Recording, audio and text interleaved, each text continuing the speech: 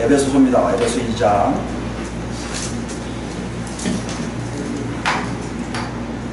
19절 말씀입니다. 에베소 2장 19절 말씀.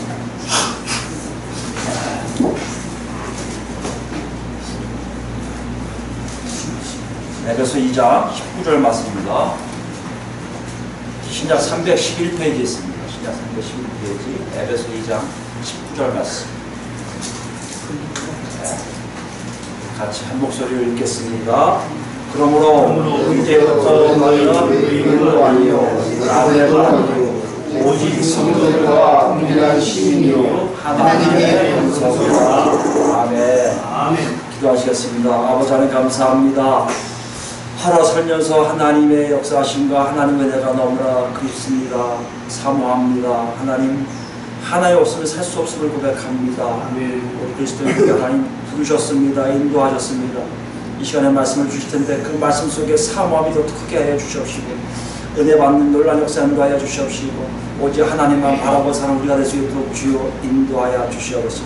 부족합니다. 오직 성령께서 감고주 역사하는 걸 간절히 바라보라면 우리 주 예수 그리스도로 감사하며 기도드립니다. 아멘. 지난 시간에 우리가 그리스도의 사역을 통해서 우리 신분이 어떻게 변화되는지에 대해서 같이 알아봤습니다. 두 가지를 여러분 기억하세요. 현재 우리는 외국인도 아니고 나그네도 아닌 하나님 나라의 시민이라고 지난 시간에 했습니다. 오늘 두 번째예요. 그죠? 두 번째는 잘 아시겠지만 오늘 19절 뒤에 부분입니다. 하나님의 권속이라. 권속. 실제로 일상생활 속에서 권속이라는 단어를 잘 안 쓰는데 여러분 아실 거예요. 권속이 뭐죠? 사회 조직, 사회적 구조를 보면 가장 기본적인 단위, 가족을 얘기합니다. 가족. 근데 가족인데 여기 나온 단어에 의하면요, 특정한 한 집이 있어야 돼요. 집. 거처가 있어야 돼요.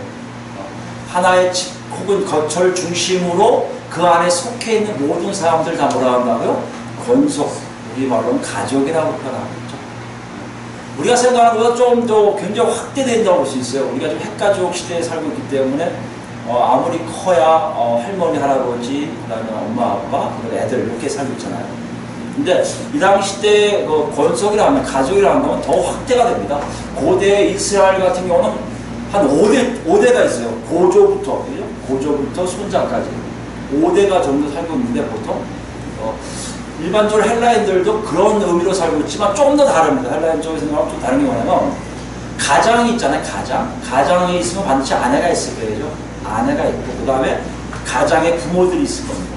그리고 친족들이 있고 그 다음에 자녀들이 있을 것이고 그 당시에는 일부 다처제이기 때문에 그것도 가능했기 때문에 뭐가 있었을까요?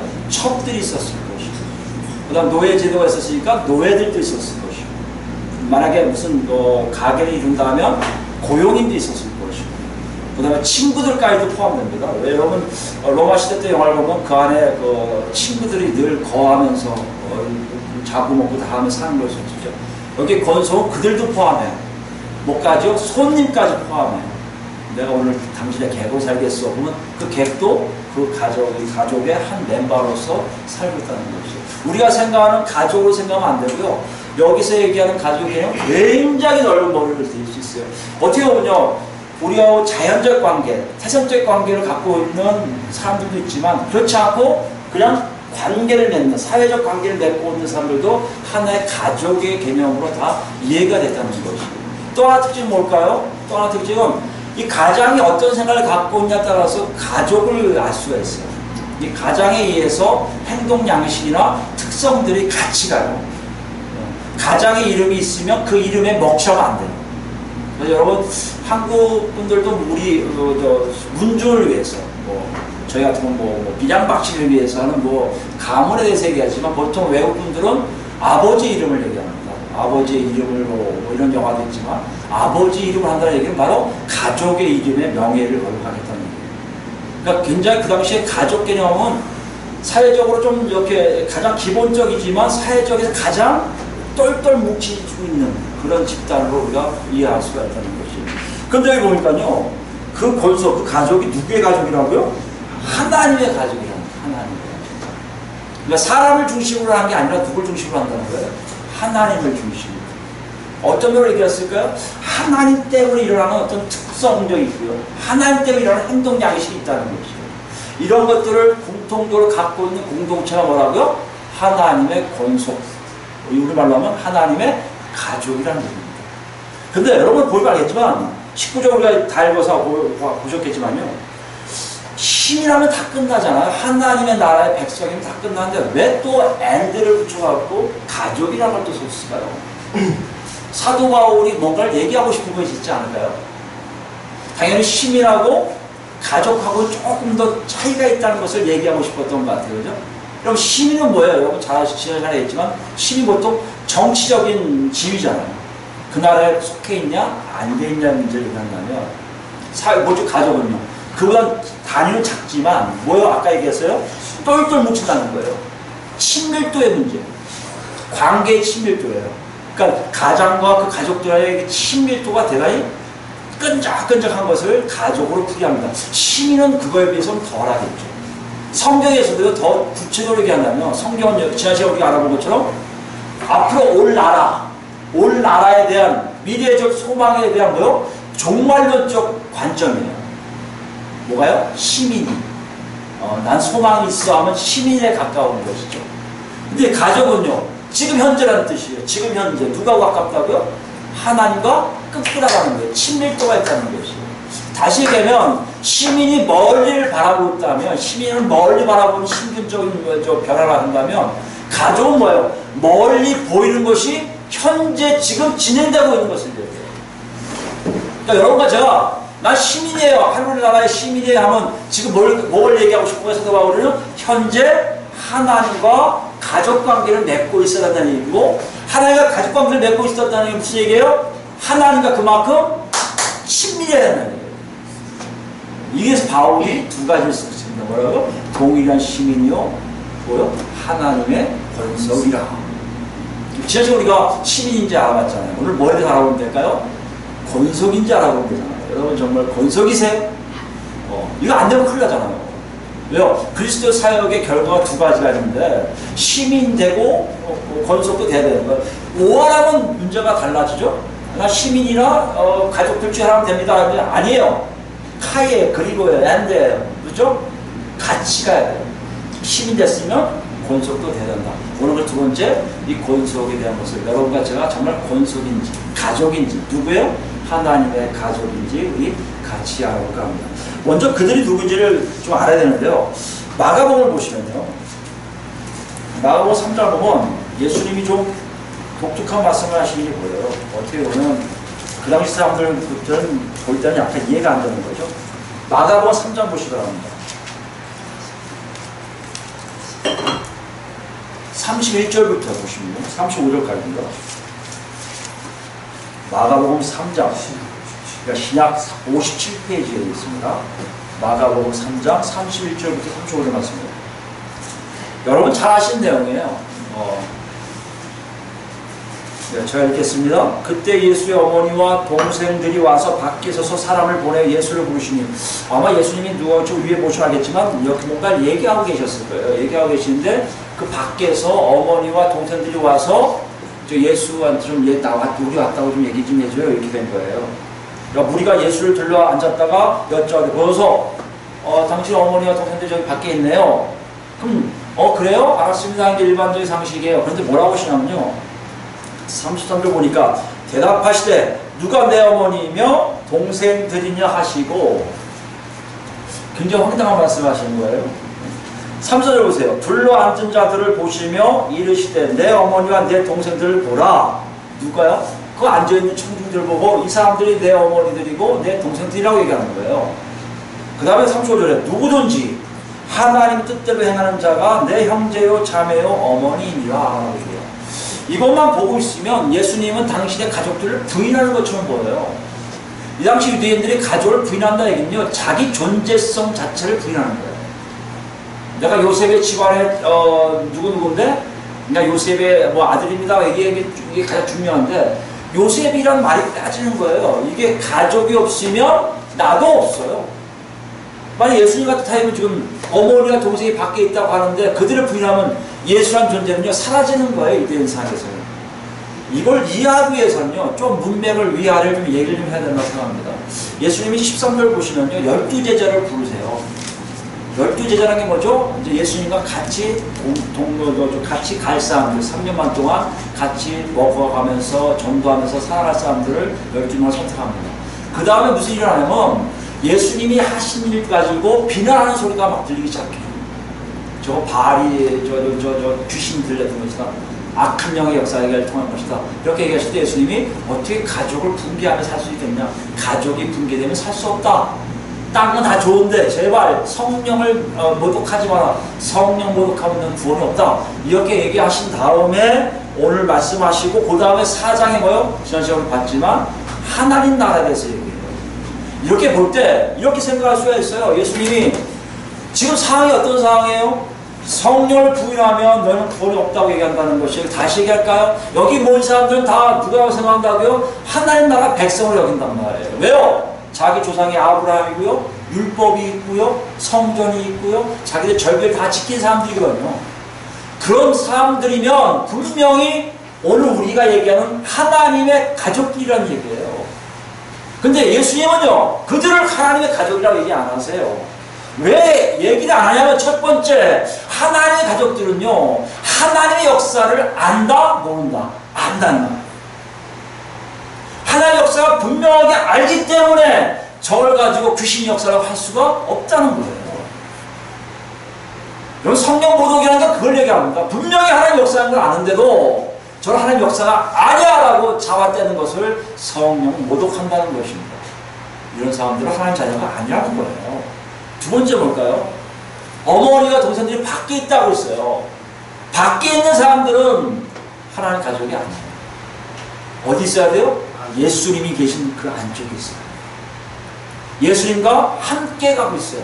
여기 보시면 알겠지만 밖에서 부르는데 누가 내 어머니야, 누가 내 동생들이냐? 여기 있는 자들, 둘러앉은 거예요, 둘러앉은. 그럼 우리가 여기 있으면 좀 밖에서 어머니와 동생이 있으면 저리 가고 여기 사람들 이렇게 보시는 거예요. 그리고 여기 있는 사람들이 내 어머니와 내 동생들이라고 하시는 거예요. 그리스도와 함께 있는 자들, 예수 그리스도와 함께 있는 자들이 뭐라고요? 하나님의 가족. 마지막 뭐예요? 그 사람들은 35절 얘기하지만 하나님의 뜻대로 행하는 자예요. 여러분 들었습니까? 하나님 역사를 통해서 그리스도와 함께하는 자, 그죠? 또 뭐라고요? 하나님 뜻대로 행하는 자. 이 사람 뭐라고요? 하나님의 가족이라는 얘기예요. 여러분 한번 생각해 보세요. 여러분 그 안에 있습니까? 여러분 이건 굉장히 이해가 안 될 수도 있습니다. 이방인 독자들이 하나님 잘 가족이 됐다는 시민권도 이해가 안 되는데 가족이 됐다 이해가 안 될 수 있어요. 사도 바울이 이걸 얘기하고 있는 거예요. 너희가 태생적으로 유대인이 아니야. 태생적으로 율법을 가진 자도 아니었어. 태생적으로 성전하고 거리가 먼 사람들이었어. 그게 중요한 게 아니야. 예수님 말씀하셨듯이 너희가 하나님 역사를 통해서 그리스도와 함께 한다면, 그리고 그걸 통해서 하나님의 뜻이 뭔지를 안다면 너는 뭐다? 하나님의 가족이라는 얘기예요. 여러분 우리는 자꾸 태생적인 걸 얘기하고요. 우리의 배경을 얘기하고요. 그래서 내가 하나님 가족인지 아닌지 확인할 사람 많아요. 우리 어머니가 우리 아버지가 목사니까 목기자니까 나는 뭐 자연대로 될 거야. 아니면 내 아내가 믿음이 좋으니까 치마지라만 붙으면 될 거야. 아니면 내 딸이 잘 믿으니까 기도를 많이 하니까 될 거야. 그게 아니란 얘기예요. 각자가 태생과 관계없이 하나님과 관계하자 뭐라고요? 하나님의 역사를 인정하면서 그리스도와 함께하고 하나님 뜻대로 사는 자가 하나님의 가족이라고 얘기한다는 것이죠. 우리 두 가지 범주 다 있어야 돼요. 한번 알아볼까요? 준비되셨어요? 조금 부담스럽지만 한번 가봅시다. 우리가 가족인지 아닌지. 첫 번째로 하나님의 역사를 통해서 여러분이 그리스도와 함께 있습니까? 이런 질문에 여러분이 예스 하셔야 된다는 거죠. 이걸 좀 정확하게 안 보면 로마서를 합시다. 로마서 1장 보시면요.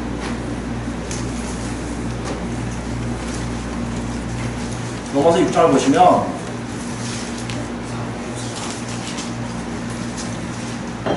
신약 240페이지에 있을 겁니다.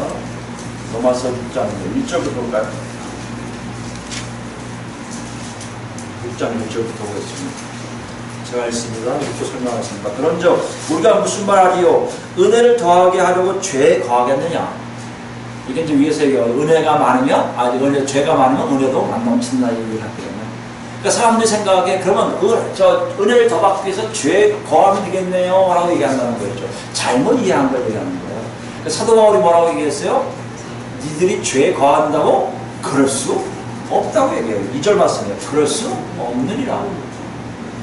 죄에 머물러 있을 수 있다고? 그럴 수 없다는 거예요.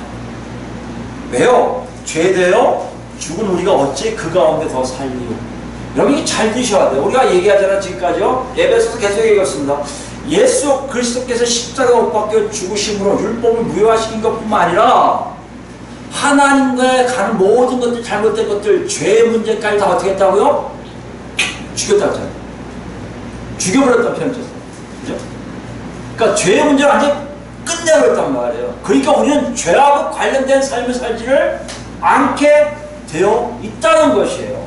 자, 우리가 처음에 뭐라고 했습니까? 하나님의 가족이 되려면 뭘 해야 된다?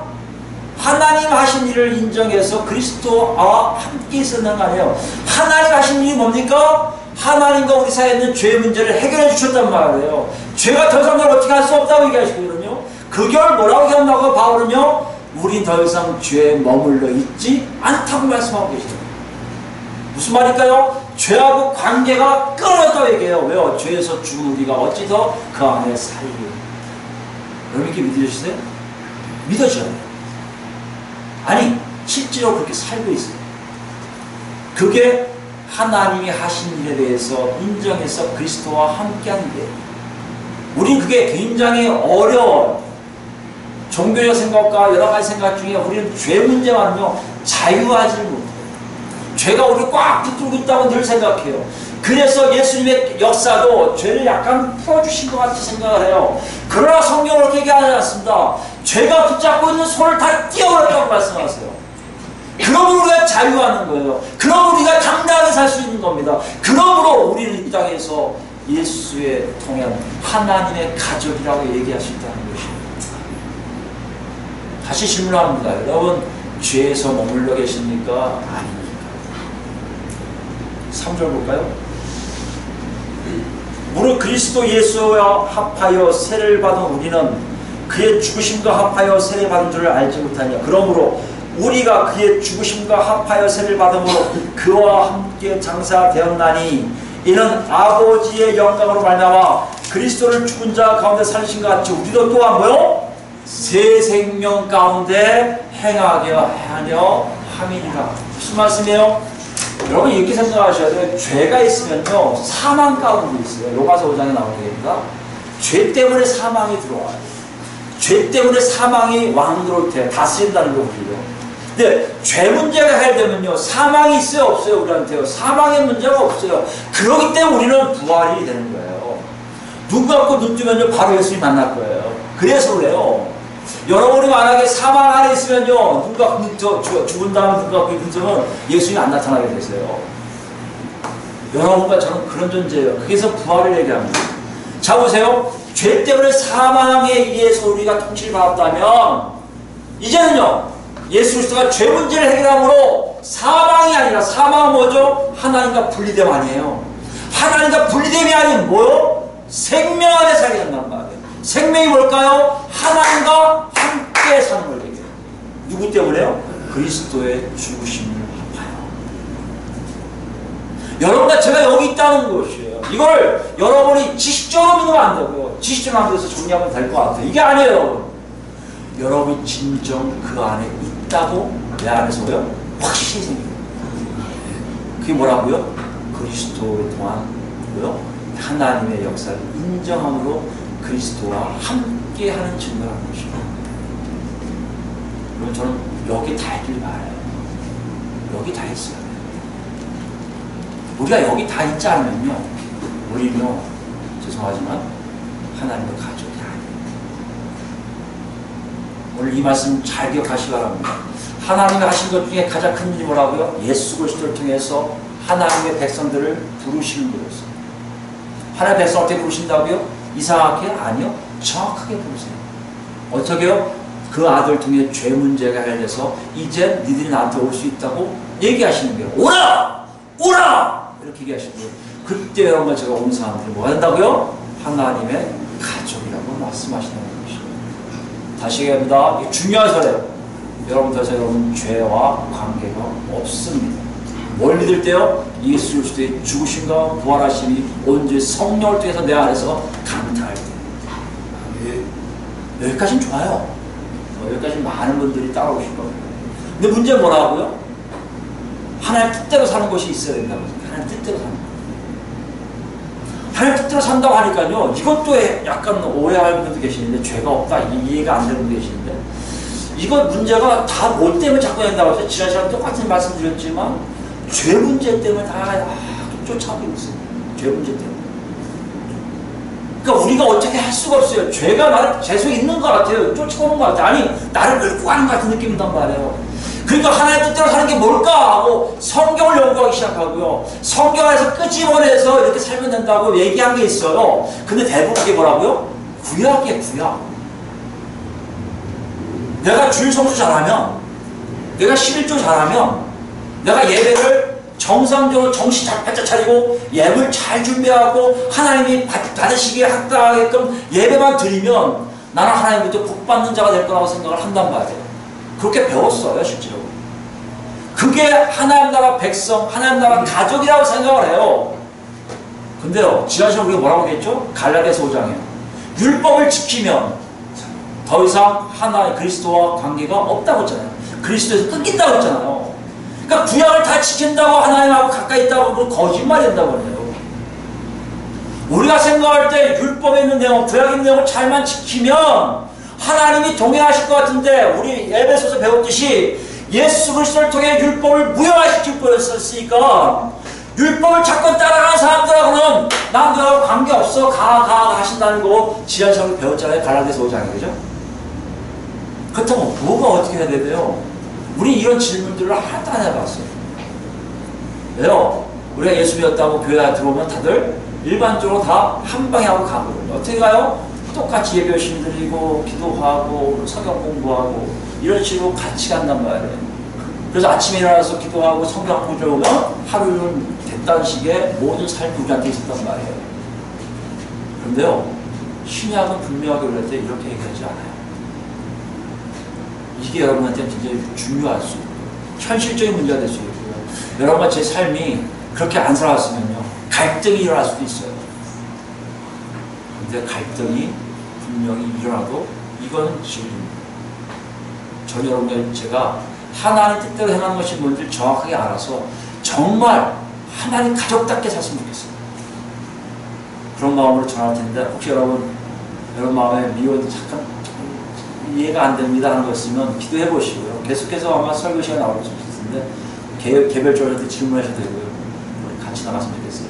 설교자가 이렇게 얘기할 정도면 대단히 큰 부담이 있다는 얘기입니다. 그럼 하겠어요. 요한일서 볼까요? 요한일서 3장입니다. 성경에 우리에게는 이렇게 얘기해요. 구약에서는 우리에게 뭐라고 얘기합니까? 구약을 여러분 보시면 알겠지만 대부분 다 내 모든 규례와 법들을 지켜 행하라고 되어 있어요. 내 모든 규례와 법들을 어떻게 하겠습니까? 날마다 봐야죠. 암송해야죠. 이게 구약의 방식이었어요. 여러분이 난 율법을 잘 제대로 지키고 살고 있으면 어떤 분은 율법을 잘 지켜야 하나의 의에 도달한다고 얘기하시는 분이 계시더라고요. 물어보고 싶어요. 몇 가지 율법을 기억하고 계십니까? 몇 가지? 엄청 많거든요. 몇백 가지예요. 그 중에 몇 가지 기억하고 좀 잘 지키고 계십니까? 만약에 그것을 지키고 있다면 여러분 대단하십니다. 맞아요. 당신 인정해드릴게요. 저는 그러겠어요. 그런데 하나님이 인정 안 한다는 거예요. 다 지켜봤자 그 중에 하나도 잘못하면 뭐요? 사망이니까. 그게 율법이잖아요. 그렇기 때문에 하나님이 우리에게 다른 방식이었단 말이에요. 애울 필요가 없고 실제 삶 속에 따라오게끔 하는 방법을 얘기했단 말이에요. 여러분 간단하게 얘기하고 계시단 말이에요. 그 간단하게 얘기한 게 뭐냐? 우리한테 굉장히 짐이 될 수도 있어요. 방식의 차이가 엄청 크기 때문에. 그게 요한일서 3장입니다. 1쪽으로 볼까요? 보라, 아버지께서 어떤 사랑을 우리에게 베푸사 하나님의 자녀라 일컬음을 받게 하셨는가? 하나님 자녀라고 어떻게 일컬음 받게 하셨냐 말이에요. 하나님의 사랑이 얼마나 큰지 우리가 그러하도다. 그러므로 세상이 우리를 알지 못하면 그를 알지 못합니다. 여러분 무슨 말씀이에요? 하나님이 우리를 무진장 사랑하셨어요. 우리를 뭐라고 하신다고요?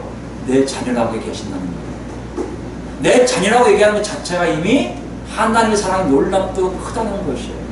여러분이 아버지하고 기도하는 것 자체가 이미 하나님의 사랑을 다 받았다는 증거입니다. 문제는 그게 받고 나면요, 세상이 여러분을 미워할 거예요. 세상이 여러분을 인정 안 할 겁니다. 세상이 여러분을 알지 못할 거예요. 왜요? 그렇게 사는 사람들이 하나도 없기 때문에. 그 얘기하는 게 1절이에요. 2절 볼까요? 사랑하는 자들아, 우리가 지금 하나님의 자녀라 장래에 어떻게 될지는 아직 나타나지 아니하였으나 그가 나타나시면 우리가 그와 같을 줄을 아는 것은 그의 참모습 그대로 볼 것이기 때문이. 이게 굉장히 중요한 말씀이에요, 여러분. 세상이 나를 멀리 하는 것도 하나의 증거가 될 수 있지만 더 큰 증거는 내 안에서의 증거예요. 내 안의 증거 뭐라고요? 지금 내가 어떻게 될지 몰라요. 아직 안 나타나세요. 그러나 이 안에 보면 뭐가 나온다고요? 그러나 그분이 나타나면 나하고 똑같을 거야. 이런 확신이 있다는 것이에요. 그 얘기 아닙니까? 그가 나타나시고 우리가 그와 같은 줄을 아는 것은 그의 참모습 그대로 볼 것이기 때문이다. 여러분, 이거 무슨 얘기냐면 사도 요한이 유대인이면 정확하게 알아요. 유대인들은요, 이스라엘 백성들은요, 하나님을 정면에 볼 수가 없어요. 왜요? 그럼 죽어요. 죄 때문에. 근데 사도 요한은 뭐라고 하는지 아세요? 나는 그 사람을, 그분을 볼 거야. 어떻게 확신해? 제 죄가 없거든. 그분이 내려오시면 바로 얼굴에 볼 거야. 하나님 감사합니다. 하나님이셨군요. 예수님이셨군요. 만진다는 얘기를 하거든요. 그런 확신이 여러분과 저 안에 있다면 그게 뭐라고요? 그게 하나님의 가족이라는 뜻이에요. 그게 죄와 관계없음을 얘기하는 거예요. 그런 사람에게 뭘 주신다고요? 너는 내 아들이요, 너는 내 딸이라는 것입니다. 여러분 한번 생각해보세요. 여러분 아버지라고 기도하시지 않습니까? 아버지 하나님 저희 이렇게 예수님 도와주세요 이렇게 기도하잖아요. 그럼 그 아버지를 여러분 들어갈 때 눈 가리고 들어가요? 아니잖아요. 방에 들어갈 때 아버지 저 들어갑니다 이렇게 들어가요? 이렇게 들어가서 아무도 없어요. 그죠? 어떻게 들어가요? 아빠 저 왔어요. 어휴 뚝딱 마시고 다음에 올게요. 이런 예를 지킬 수 있지만 안 그래요. 요즘 애들은 그냥 들어와요. 아빠 바빠도. 그죠? 이런 가족관계를 얘기할 때, 친밀도를 얘기할 때 누구든지 아버지 얼굴을 불쑥불쑥 들어갈 수 있는 우리의 관계를 하나님이 허용하셨다면 여러분 그것을 지금 맛보고 계시던다는 것이죠. 이것을 맛보는 사람은 어떤 인지 아냐고요? 담대해져. 첫 번째 왜요? 나도 분명히 그분 얼굴을 볼 거니까. 여러분 예수님이 여러분 안식교에서 오신 분 혹시 잘 들으시기 바랍니다. 안식교 하면 조사심판권이라는 게 있어요. 다시 조사한다는 거 아니에요. 너 잘했냐 못했냐? 늙고 안 지켰는데 늙고 지켜도 들어와라 이런다는 거 아니에요. 우리도 그렇게 생각해요. 심판 때 이러면 그리스도의 심판 때 이러면 너 저 행위록이 요한계시록 그렇게 해석하시는 거 맞습니다. 행위록 보고 행위록 더럽게 나쁜 짓 말했네. 생명도 보자. 근데 생명록에 있네. 이렇게 해서 집어넣는다는 걸 천국에 들어간다는 얘기를 많이 하시거든요. 여러분 한번 개인적으로 생각해 보세요. 가족이라 한다면 하나님 여러분 모르시겠어요? 하나님 여러분 개개인에 대해서 모르실 것 같아요? 아마 제 이름을 정확하게 알고 계실 겁니다. 문정. 성은 싫어도. 왜요? 성에는 이제 하나님의 성을 집어주시겠죠. 문정. 아실 거 아니에요? 문정 오랜만이야? 하실 거 아니에요? 여러분, 그런 관계를 맺고 있다는 것이 실제적으로 가족 관계를 얘기하고 있다는 것이에요. 사도 바울이 하나님의 권속이라고 얘기하는 것은 그런 관계를 얘기하는 것이지, 예를 따져서 뭔가 정중에게 전하, 폐하, 이렇게 격식을 갖춰서 아버지께 오는 그런 존재가 아니라는 거예요. 물론, 거로서의 문제하고 차이가 있을 수 있겠지만, 신밀도의 문제에서는 자녀와 아버지의 관계는 우리가 알고 있는 이상으로 여러분의 이름을 다 기억하고 계신 거예요. 천국 한번 가보세요. 여러분 분명히 하나라고 하이파이브 하실 거예요. 무슨 조사심판권이 행위 너 보자. 너 이렇게밖에 못 살았어? 이렇게 하실 분은 아니세요.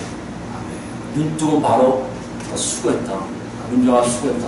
가자 하는 게 우리와 아버지와 예수의 관계이 뭐요? 가족 관계라는 거예요. 이런 사람들은요, 살펴보세요. 주를 향해 이 소망을 가진 자마다 뭐요? 그의 깨끗하심과 같이 자기를 깨끗하게 하는 것. 이런 사람들은요, 죄 문제에 대한 얘기를 하지만 스스로가 하나님의 인도하심 따라 깨끗하게 된다는 것이에요. 여러분, 아버지 이름으로 일하잖아요. 아버지 이름은 아버지가 이런 분이면 조심하게 돼 있어요. 제가 몇 주 전에 얘기한 것 같은데, 목사의 자녀들이 항상 조심스럽게 할 수밖에 없는 게 아버지가 목사이기 때문에. 그죠? 자기도 목사도 아니면서 목사 역할을 할 수밖에 없는 삶이 있어요. 우리도 마찬가지예요. 우리도 하나님이 누구신지 알기 때문에 하나님과 같은 하나님 자녀답게 살려고 내가 조심할 수밖에 없다는 것이에요. 그런데 이거 내 힘을 한다고요? 아니요. 여러분 4절부터 좀 복잡한데요. 4절부터 여러분 집에서 쭉 읽어보시기 바랍니다. 제가 여기 좀 설명할 게 굉장히 길기 때문에 간단하게 얘기할게요. 여기 보면요, 죄를 짓는 자가 불법을 행한 자, 죄는 불법이라 죄를 지으면 마귀의 자식이라고 되어 있어요. 무슨 말하냐면요, 속함에 대한 얘기를 하고, 속함. 간단히 얘기할게요. 9절까지요. 속함에 대한 속함에. 무슨 속함이에요? 내가 지금 어디에 속했냐는 거예요. 이거 왜 얘기하면 지금 3절째 얘기하는 거예요. 어떻게 내가 깨끗하게 사냐의 문제를 얘기하고 있다는 것이에요. 우리가 깨끗하게 산다니까 많은 사람들이 금욕주의적인가? 내가 막 조심하고 절제해야 되는가? 이렇게 생각하는 분들이 많아요. 몸을 쳐 복종하라 하시니까 몸을 쳐 복종해야겠네? 이런 개념을 얘기하는데요. 사도 요한은 그걸 설명하려고 4절부터 이런 얘기해요. 네가 죄와 관계없음을 다시 한번 얘기한다는 거예요. 누구처럼요? 로마서 6장의 사도 바울처럼. 죄 짓는 자마다 마귀에 속한 자가 됐거든요.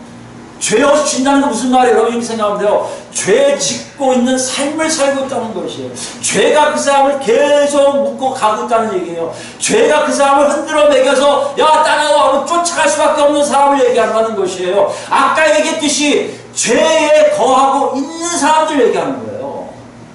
여러분 중에 반복적으로 죄를 짓는 사람이 있을 겁니다. 똑같은 죄를 계속 반복하고 그럼 나는 마귀 자식이네요. 여러분 생각해보세요. 마귀 자식이 자기가 죄 짓는다고 깨달을까요? 죄 짓는 거 깨닫는 건 마귀 자식이 아니에요. 이건 역설적인 거예요. 이건 좀 여러분 나중에 요한일서 할 때 말씀드릴게요. 제가 대화를 여러분 이해하시기 바랍니다. 여러분 이거예요. 지난 시간에 얘기했듯이 예수 그리스도의 귀하신 피를 통과하고 나면 뭐가 보인다고 했어요? 죄가 보인다고 했어요. 저거 죄였네? 이것도 죄였네? 이거 같이 내가 지금 어디에 있냐에 따라 반대쪽이 보이는 거예요. 여러분이 예수 안에서 하나님과 동의하고 하나님의 자녀로 살고 있으면 깨끗하게 삶을 살 수밖에 없는 게 뭐라고요? 죄가 보여요. 죄가. 저게 죄였구나. 저것도 죄였구나. 이해되세요? 거꾸로 얘기할까요? 마귀에 속해서 죄를 짓는 사람들은요, 하나님이 볼 것 같은 하나님이 안 보이지만 자기가 죄 짓고 있는 것을 몰라요. 그것을 사도 바울은 뭐요? 육체의 일이 현저하다고 하고, 육체의 일이 현저한 뭐요? 하나님 나라를 유업으로 받을 수 없다고 얘기해요. 다 무슨 개념이에요? 속함의 개념이에요. 속함. 내가 지금 어디에 속해 있냐? 나는 하나님께 속해 있다면요, 여러분 잘 들으셔야 돼요. 여러분 죄 짓는 자가 아니에요. 죄가 있다? 좀 이따 얘기할 거예요. 문제 되지 않아요. 좀 이따 얘기해 봅니다. 기다리세요. 문제 되지 않아요. 뭐가 문제라고요? 내가 죄 짓고 있는지 모르고 사는 게 문제예요. 9절 볼까요?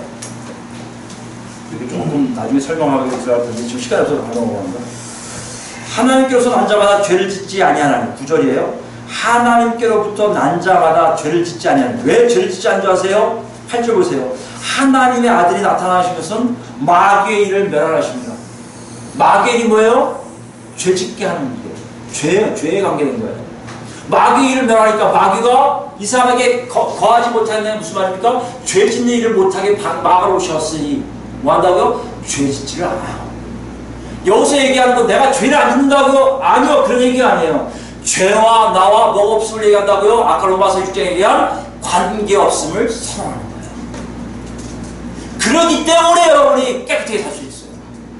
그렇지 않으면 여러분 절대 깨끗하게 살 수 없어요. 내가 죄가 있는데 어떻게 깨끗해집니까? 그거 해결하기 바쁘죠. 아니요! 하나님 그거 보지 않으세요. 깨끗하게 살 수 있다고 말씀하세요. 네가 나하고 동의한 사람이야. 네가 그렇게 될 수 있어. 너 나중에 보면 그렇게 나를 만나게 될 거야. 그런 소망이 있으면 어떡하라고? 깨끗하게 살 수 있어. 어떻게 깨끗하게 하는 거예요? 죄 안 짓는 삶으로 사는 거예요. 그대로 유지하는 거예요. 여러분 이해되시겠습니까? 뭐 하라는 거예요? 하나님과 계속해서 동행하라는 겁니다. 하나님을 부르라는 거예요. 하나님을 찾으라는 거예요. 하나님과 손잡고 가라는 거예요. 그러면 여러분 죄하고 관계가 없어요. 이게 해결이 안 됩니다. 또 해결할 거예요. 오늘 여기까지만 오는 거야. 이런 과정에서 우리가 죄 문제가 해결된 상태에서 하나님은요, 죄 안 짓는 쪽에 관심을 가지고 있는 게 아니라 하나님과 동행하고 있는 쪽이 뭔지를 관심을 가졌습니다. 여러분 회개기도를 자꾸 하는 사람들은요, 죄만 관계가 있어요. 죄만 관심 있어요. 또 좋네. 또 좋네. 죄만 관심 있어요. 근데 하나님은 우리한테 어떤 힘 줬다고요? 아버지 이 힘을 주셨다니까요. 이 힘을 갖고 있으면 이 삶이 떠난다니까. 이 삶이 중요하잖아요. 그게 11절 말씀입니다. 10절입니다. 10절. 이러므로 하나님의 자녀들과 마귀의 자녀들이 드러나나니, 잘 들으세요. 하나님 자녀와 마귀의 자녀가 드러나요. 하나님 자녀 뭐라고요? 죄하고 거리가 멀어서 뭘 찾아요? 하나님을 더 찾아가요. 하나님 요구하신 삶으로 가요. 마귀 자녀는요, 그렇지도 않고 어디요? 죄만 짓는 곳에 자꾸 머물러 있어요.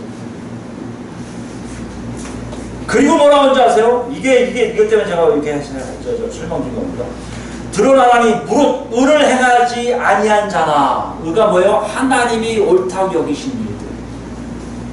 하나님이 옳다고 여기신 일들. 하나님 적극적 개념입니다. 하나님이 이것을 해야 돼. 내 자녀는 이것을 할 거야 라고 알려주신 일들. 그게 뭐라고요? 또는 그 형제를 사랑하지 아니한 자는 뭐요? 하나님께 속하지 않느니라. 자 보세요. 죄를 많이 짓는 것의 문제가 아니라 뭐요? 하나님은 적극적 개념으로 하나님께 속한 자의 특징, 기본적인 특징이 뭐라고요? 하나님의 의를 행하는데 그 중에 특징이 뭐라고요? 그 형제를 사랑하는 거예요. 그 형제를 사랑하는 거예요. 하나님 나라의, 하나님의 가족이라고 우리가 얘기한다면, 하나님의 뜻대로 산다 한다면, 죄 안 짓는 쪽으로 마구 사는 것이 하나님의 뜻을 행하는 것이 아니라 뭐 하라는 거요? 하나님이 요구하시는, 하나님이 원하시는 형제를 사랑하지 않는 것을 얘기한다는 것입니다. 이게 더 무서운 하나님 앞에서의 하나님께 속하지 않음을 스스로 증명하는 거예요. 예수님이 말씀하셨잖아요. 사도 요한을 통해서 요한복음에 똑같은 맥락이지만, 내가 너에게 새 계명을 내게 주노니 너희가 어떠하라? 서로 사랑하라. 내가 너희를 사랑한 것 같이 너희가 서로 사랑하면 다른 사람들이 그제서 너희가 내 제자인 줄 알리라. 여기 계명이란 말을 처음 쓰세요. 그 다음에 계명은 없어요. 계명 뭡니까? 반드시 지켜야 될 일이에요. 서로가 뭐예요? 예수 안 믿는 사람들이요? 아니요. 예수 믿는다고 고백하는 사람들 안에서요. 예수 믿는다고 고백하는 이 무리들 안에서요. 나 예수 믿습니다 할 때 똑같이 고백했을 때 그 안에서의 사랑을 얘기합니다. 여러분, 난 사랑합니다, 안 합니다. 안 할 수도 있고 할 수도 있습니다. 선택권이라고요? 아니요. 성경은 우리에게 사랑과 선택권을 얘기하지 않습니다. 왜요? 가족에게 사랑이 없으면요, 그건 가족이 아니에요. 가족 안에 여러분 사랑이 없으면 그 가족입니까? 그냥 만난 사람들이에요. 이게 바로 하나님 우리에게 정확하게 보여주신 하나님의 뜻을 행하는 것이 뭐다? 의를 행하는 건데 그 중에서도 형제를 사랑하는 거라고 얘기하세요. 11절 보세요. 우리는 서로 사랑할지니 이는 너희가 처음부터 들은 소식이라. 예수를 만나면서 처음 듣는 얘기가 뭐라고요? 서로 사랑해. 아니요. 이거 듣는 정도가 아니라 여러분 아마 예수를 영접한 사람들은 다 이 안에 있을 거예요. 여러분 처음 예수 믿고 들어와서 예배당 들어왔는데 싸우는 사람 있습니까? 저게 저기 나를 구겨? 저게 나도 까불고 이러지 않을 거예요. 예수 믿고 돌아가는 사람은요, 너무나 겸손할 정도 아니라 착해서요. 다들 몇몇 사람 다 없어요. 정말 조폭 있던 사람 사람입니다. 정말 착해요. 와서 뭐 할까요? 제가 뭐 도와드릴 거 없을까요? 이랬던 분위기가 교회 분위기예요. 원래 하나님 가족의 분위기예요. 처음부터 알아요. 누가 알려서 한 게 아니에요. 여러분. 여러분 처음 예수 믿었을 때 보세요. 알아서 한 게 아니에요. 누가 알려서 한 게 아니에요. 하나님을 딱 만나니 뭐가 보여요? 하나님의 사랑의 모습들이 갑니다. 12절이에요. 가인같이 하지 마라. 그는 악한 자에게 속하여 아우를 죽였으니 어떤 이유로 죽였느냐? 자기 행위는 악하고 그 아우의 행위는 의로움이라. 죽음에 대해서 얘기합니다. 왜요? 형제들아 세상이 너를 미워하여 이거 적용합니다. 14절이에요. 우리는 형제를 사랑함으로 사망에 옮겨 생명으로 들어간 줄 알거니와. 아까 얘기했죠? 사망의 세 명을 어떻게 왔다고 여기냐? 사랑을 얘기해요. 그 뭐라고요? 예수 그리스도의 죽으심과 부활하심이 그 뭐하고 연결된 걸 얘기해요? 사도 요한은요? 사랑으로 얘기해요. 사랑. 하나님의 사랑이 뭐라고요? 사랑이에요. 어떤 사랑이요? 서로 간에 예수 안에서 한 가족된 사람들끼리 사랑하는 걸 얘기해요. 그래서 15절 나옵니다. 가인 얘기가 여기서 나온 거예요. 그 형제를 미워하는 자가 뭐하는 자라? 살인한 자예요. 미움이 살인이에요. 그래서 미움은 원수대요. 적의를 품거든요. 적의를 품으면요 그 사람과 나는 멀어질 수밖에 없고, 멀어지는 건 뭐예요? 그 사람을 죽이는 거예요. 여러분, 그래서 예배 드리러 올 때 예수님이 뭐라고 했어요? 너야 제단에 와서 예물 드리려 할 때 혹시 저 사람하고 내가 해결하지 않겠으면 어떡하라고요?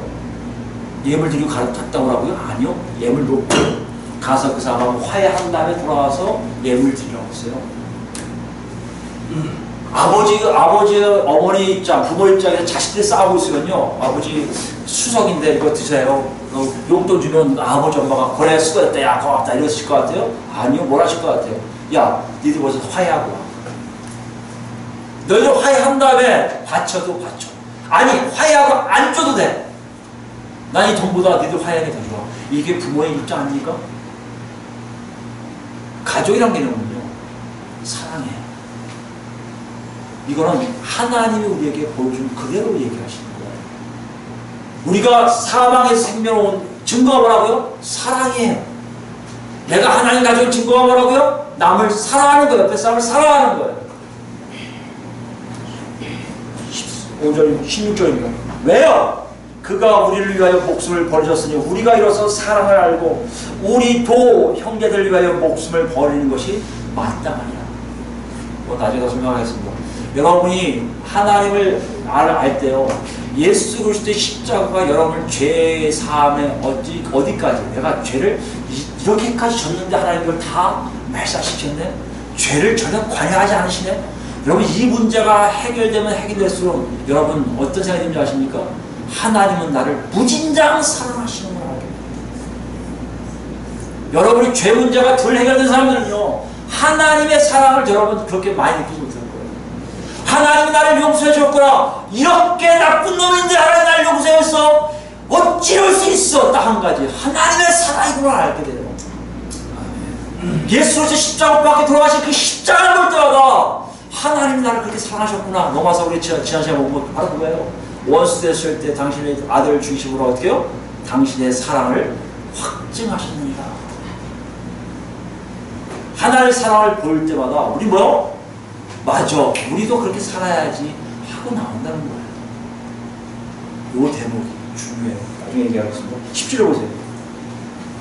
누가 이 세상에 재물을 가지고 형제의 궁핍을 보고도 도와줄 마음을 닫으면 하나님의 사랑이 어찌 그 속에 거하겠느냐. 이건 사실 굉장히 목사로서 여러분에게 하기 어려운 말씀이에요. 그러나 성경에서 우리에게 말씀은 딱 한 가지예요. 네가 가족이냐? 그러면 내 가족답게 살 거다. 그것이 뭔지 아냐? 네 형제 자매가 옆에서 굶고 있는데 너는 혼자 맛있게 먹겠다고? 있을 수 없다는 것이에요. 재물 가지고도 궁핍함을 보고 도와줄 마음이 닫으면 하나님 사랑의 속이 무슨 말이에요? 라면을 먹고 있는데 야고보서입니다. 라면 먹고 있는데 옆에 내가 배고파요. 배고파서 먹고 싶다고 생각하면 뭐라 한다고요? 야 집에 가서 라면 끓여 먹어요. 이러지 말고. 왜 그렇게 얘기한다는 말이에요? 야고보서는 이걸 축소한 거예요. 행함이 없는 믿음은 죽은 거라고 얘기하고 그 얘기한 거예요. 추워서 가는데 춥냐? 아니 빨리 들어가서 뜨거운 데 가서 지죠. 이런 거 이거 똑같은 얘기란 말이에요.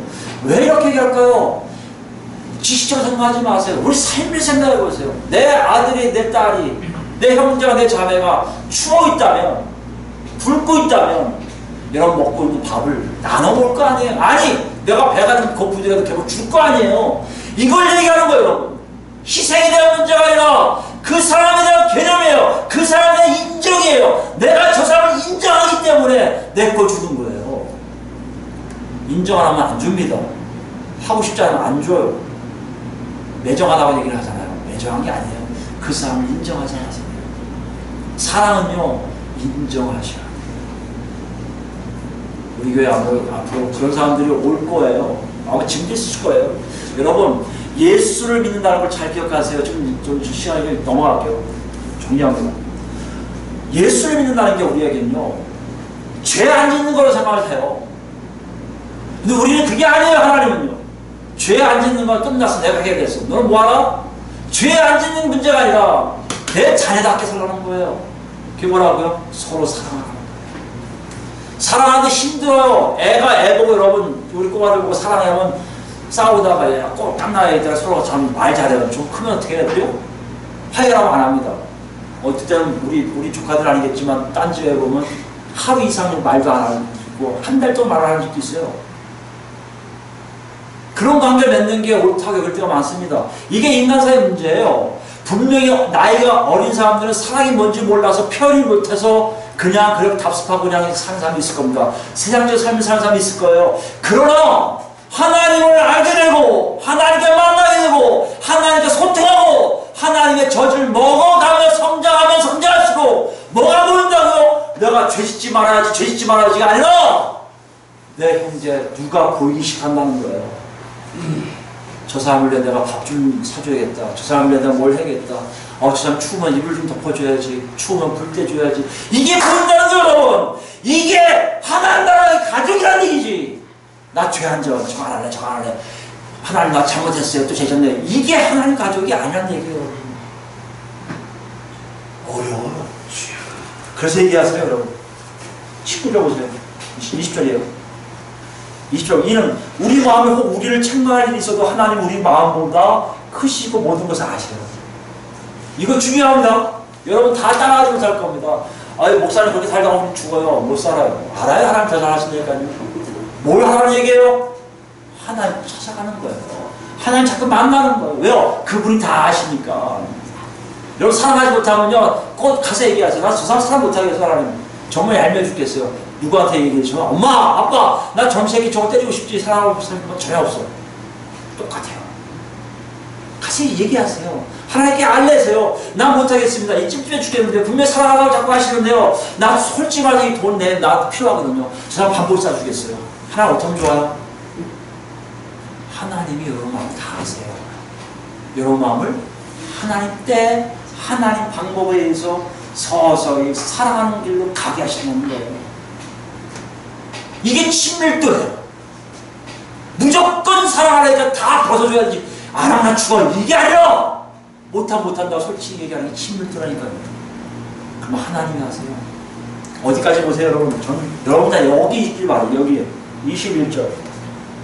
사랑하는 자들아, 만일 우리 마음에 우리를 책망할 것이 없으면 하나님 앞에서 담대함 없고, 책망할 것이 없으니까 하나님이 사랑은 다 사랑하고요. 정말 그 집안에 진짜 모범적인 아들, 딸이면요, 엄마, 아빠가 아무 문제 없어요. 근데 뭐가 문제예요? 무엇이든지 구하는 바를 그에게 받나니. 여러분 여기에는 조심해야 돼요. 물론 하나님이 그렇게 사람들 내가 구하는 모든 걸 다 들어줄 때도 있겠죠. 그러나 분명히 있습니다. 뭐요? 무엇이든 구하는 바를 그에게 받나니. 이게 뭔지 아세요? 하나님 뜻만 구하기 때문에. 사랑을 하게 하면 될수록요, 내가 누가 같아지는 거예요, 여러분? 하나님 같아지는 거예요. 하나님의 모습이 내 모습에 나오는 거예요. 그러니까 처음에 얘기했잖아요. 나 빨리 가고 싶어. 그분 만나고 싶어서. 소망이 트는 거예요. 더 커지는 거예요. 오늘 여러분 하나님 뜻을 행하는 것에 대해서 다시 한번 생각해 보시기 바랍니다. 하나님이 우리에게 죄 짓지 말라는 거에 머물러 있지, 이거 아니에요. 이건 내가 하게 됐으면 뭐하라? 내 주변 사람들 보이니 확인하라. 안 보인다고요, 여러분? 둘 중에 하나일 거예요. 아직 예수를 영접 안 했든지. 그분들은 지금 빨리 영접하세요. 예수 그리스도의 귀하신 피와 피의 죽으심과 부활이 여러분 안에 주지고는 거예요. 그러면 여러분 보이시라고. 저는 그런 경험했는데 안 보인다고요? 여러분 뭘지 못하고 있는 거예요. 하나님 뜻대로 사는 방식을 모르는 거예요. 하나님 여러분 노크소리를 듣기로 원하세요. 여러분 찾아오기로 원하세요. 격식은 아니요. 급한데 꼬마애가 지금 내가 긁어 죽겠는데 다 옷 입고 와서 엄마 여기 긁어주세요 하고 와요? 아니죠. 홀딱 듣고 오잖아요. 엄마 나 긁어줘 죽겠어 이러잖아요. 이게 우리 시작이에요. 하나님 격시 안 따지세요, 여러분한테. 여러분에게 옷 좀 입으라고 돈 가져라 안 하세요. 예배 시간 정확히 지켜서 와서 한 그 예배 나가야지 예배만 받는다고 안 그러세요. 여러분 급하면요 바로 아버지에 앉아 있습니다 하고 얘기하는 거예요. 그게 뭔지 아세요? 아버지와 친밀도예요. 그러면 보이기 시작합니다. 뭐가 보인다고요? 내 옆에 사람들 보이기 시작할 것이고 그들을 사랑하게 될 것이고 그렇게 되면요 여러분과 저는 하나님 닮아간다는 것이에요. 그리스도 교회가 사실 이걸 위해서 부르신 것 같아요. 하나님 모르겠어요. 저한테만 주신 메시지지만 끝없이 딱 주신 메시지 하나. 니들은 계속해서 변해야 된다. 변해야 된다. 변해야 된다. 대표적으로 너 아무리 목사야. 너 목사 너부터 변해야 된다. 하나님 지금 우리를 다시 어린 아이들부터 훈련시키시는 것 같은 느낌이 들어요. 그래서 여러분 무엇이 옳은지 여러분 지금 보였잖아요. 하나님 가족이세요? 하나님 가족이라고 여러분 하실 수 있는 두 가지 있으세요? 그리스도와 함께 하십니까? 죄와 멀어지고 하는 세상의 가운데 확인합니까? 두 번째, 그 안에서 하나님 뜻 서로 사랑하는 것이 의식하십니까? 여러분 하나님 가족입니다. 우리 그리스도 교회 모두 이 가족 안에서 정말 하나님 앞에서 담대하게 와서 하나님 저 왔어요 할 때 그래 니들 다 안다 하고 품으신 역사 우리한테 다 있길 예수 그리스도로 축원드립니다. 네. 찬송가